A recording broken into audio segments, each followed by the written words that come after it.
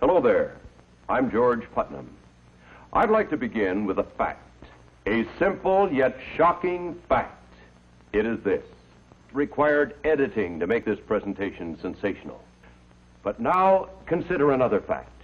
I couldn't feel very proud of sculling an old man, but at least I could say that I'd scored. That was a big kick. Sex, that's a kick. Sure, a damn good one. I never had a good enough understanding myself to really explain things. I don't even know at what age to start. When should I begin? No matter how old the child may be, you can always backtrack. Okay, simmer down. Have a seat. I brought some charts. Maybe this'll help. As children get a little older, there is a behavior pattern that is common to almost all boys and a large number of girls. I'm referring, of course, to masturbation. If you knew this, and you can't know this, that the genital areas are evil or taboo. Say, somebody ought to give you guys the word. Every so often I get a strong sex urge, and the only way I can take care of it is to masturbate. Rubbing the penis.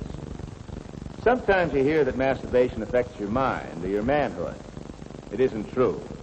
For kids your age, it's just something normal. The fellas were pretty busy all spring, but they had time for other things, too. Growing boys will either masturbate to get rid of this energy or have a nocturnal emission, the so-called wet dream. Hey, you know something? No, what? I had a wet dream last night. Wet dream? What's that? Oh, you know, some sperm comes out of your penis. Sperm? Yeah, sometimes that just happens by itself, doesn't it? You know, like in the morning. Oh, yes, you don't have to be thinking about sex to have an erection. Pressure from a full bladder can cause it, or rhythmic movements of the body, horseback riding, say. well, maybe now I'd have my first one. The adolescent boy has other problems, too. I'm talking about his problems in growth and development. Ben will be tall, probably, and big all over. Well, everybody is just naturally a little different. It may sound funny to you, but boy, when I change my pants, I'd like to crawl in that locker. I feel so undeveloped. It's very small. You'd need a microscope to get a really good look at it. That's not so funny. Before we moved here, I used to go to a school where we had to go swimming in the Bear. Say, how would you and Barbara like to go swimming tomorrow? We'd love to. Jim and I thought we'd go over the lagoon. Hey, that'd be swell. I was so embarrassed about the size of my penis that we used to dread the days we had to go swimming. Even though it was my best sport, and I was good at it, too, like you. Boy, what I wouldn't have given for a fig leaf, even from a small tree. Well, what can you do about it? Oh, if it really bothers you, you should see a doctor. He'll tell you what to do. It can be cleared up pretty well these days. Hey, it's about time. After these displays, you probably think that there couldn't be anything worse. Jimmy hadn't enjoyed himself so much in a long time.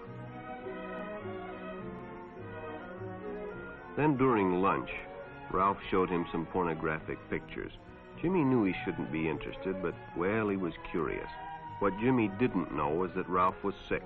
A sickness that was not visible like smallpox, but no less dangerous and contagious. A sickness of the mind. You see, Ralph was a homosexual. The way I thought it out, taking a girl's cherry's a hell of a gratifying thing. And so is murder.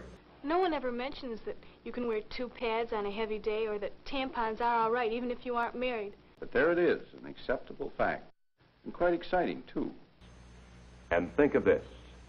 What you have just seen is not the worst material available. Well, that's it for today, fellas. Let's get out to practice, huh?